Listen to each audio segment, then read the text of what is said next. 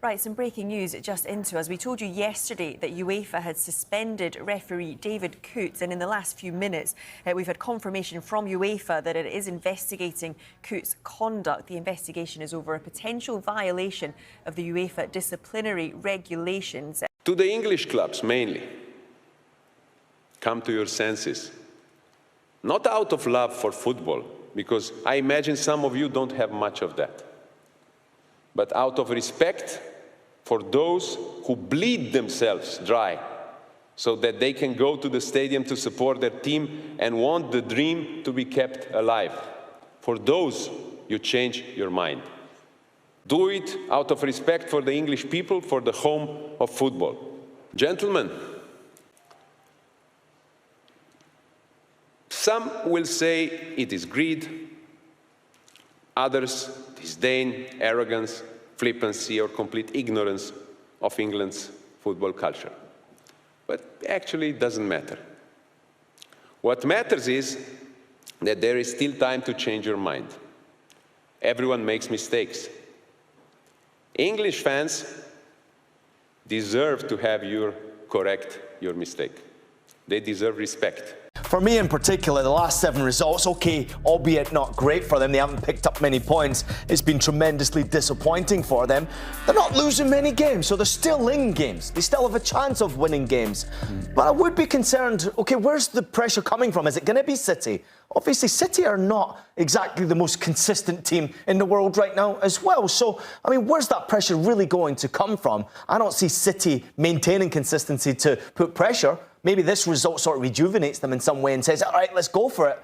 But Arsenal, for me, don't really have much to worry about. That was a massive disappointment, though. Let's focus on the performance, on what happened. The first half performance, as you heard from Arteta right there, was excellent. Got themselves the lead, they looked good, 7 shots, 3 on target, 60-plus possession in the ball, dominating.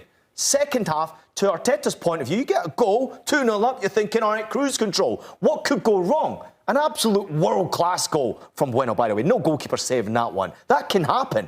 But you cannot make mistakes like Raya and Gabriel did for the goal to make it 2-2. You cannot make mistakes. That's in stoppage time. See the game out. Statistically, in the second period, it was a bit embarrassing. Wolves had more shots on target. Wolves had more possession of the ball in the second half than Arsenal. That should never happen. The team's got so much quality. Arteta's got the experience now, and I'll bet he was absolutely fuming at his team with that second half performance and conceding that late goal. That's not good enough. If you were Mikel Arteta and you were managing Arsenal from now until the end of the season, how would you go about keeping these players level-headed, not letting the pressure get to them, as we saw from that question in the press conference, that will get them over the line from now until May and the end of the season? I mean, I don't know mentally how even Arteta's managing to do this one for himself. He doesn't know how to win the Champions League. He doesn't know how to win the Premier League, yet he's still chasing those trophies. So as an assistant, that's one thing, but doing it when you're the main man is something completely different. Translating that to your players is very difficult to do when they've not been in that position of hands-on trophy. They need to feel it.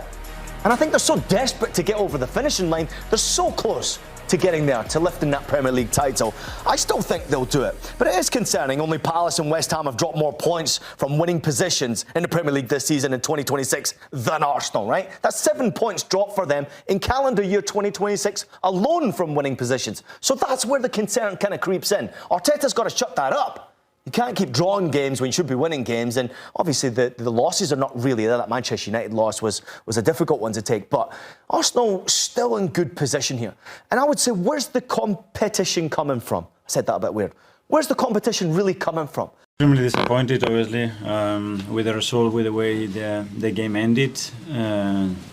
But we have to blame ourselves. I think the performance in the second half didn't show anything close to the standards that are required in this league to win, and with the margins that I think should have existed today, especially in the manner that we played the first half. So it's a moment of disappointment. We all want to talk a lot about how we're feeling. It's not the moment to do that, because anything that we do has to be always and only with the intention to help the team.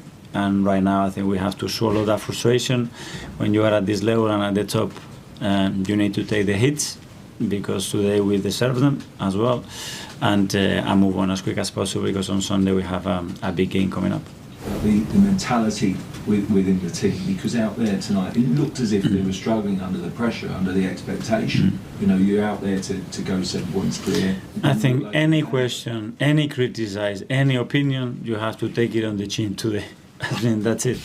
Any hit, any bullet, take it, because we didn't perform at the level that is required. So anything that anybody says can be right, because we didn't do what we had to do, and the way to do it is on that pitch on Sunday in a great opportunity that we had. Are they strong enough to do that? Are they strong enough to come back? We always done it, but you are as strong as to show it the next time you do it. To talk and say it here, it's simple, and we have to do it on the pitch.